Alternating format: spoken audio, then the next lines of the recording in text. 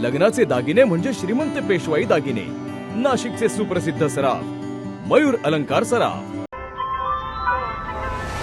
ताज्या बातम्यांसाठी नाशिक न्यूजच्या YouTube चॅनलला सबस्क्राईब करा आणि बेल आयकॉनला प्रेस करा।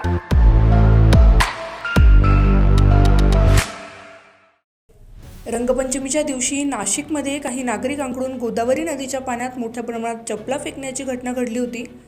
या प्रकारामुळे पर्यावरण प्रेमी तसेच नाशिककरांकडून संताप व्यक्त करण्यात आला होता। याच पार्श्वभूमीवर आज रामकुंडावर पुरोहित संघाकडून उदक शांती करण्यात आली आहे। रंगपंचमी निमित्त गोदावरी नदीत चपला फेकत काही जणांकडून हुल्लडबाजी करण्यात आली होती। या घटनेनंतर विविध स्तरातून संताप व्यक्त करण्यात आला असून पर्यावरण प्रेमी आणि नागरिकांच्या नाराजीनंतर पोलिसांनी अज्ञात व्यक्तींविरोधात गुन्हेही दाखल केलेत। या प्रकारामुळे निर्माण झालेल्या परिस्थितीत दोषमुक्तीसाठी पुरोहित संघाने रामकुंडावर उदक शांती केली आहे। ही या ठिकाणी उदक शांती केली जाते।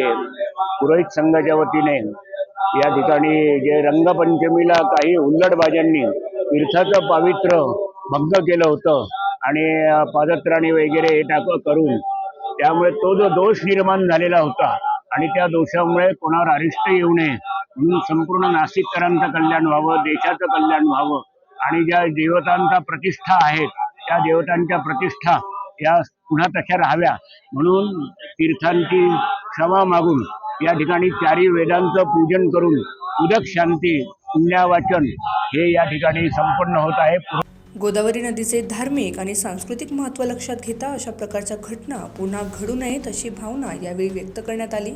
संजय परमार, नाशिक न्यूज, नाशिक। ताज्या बातम्यांसाठी नाशिक न्यूजच्या YouTube चॅनलला सबस्क्राईब करा आणि बेल आयकॉनला प्रेस करा।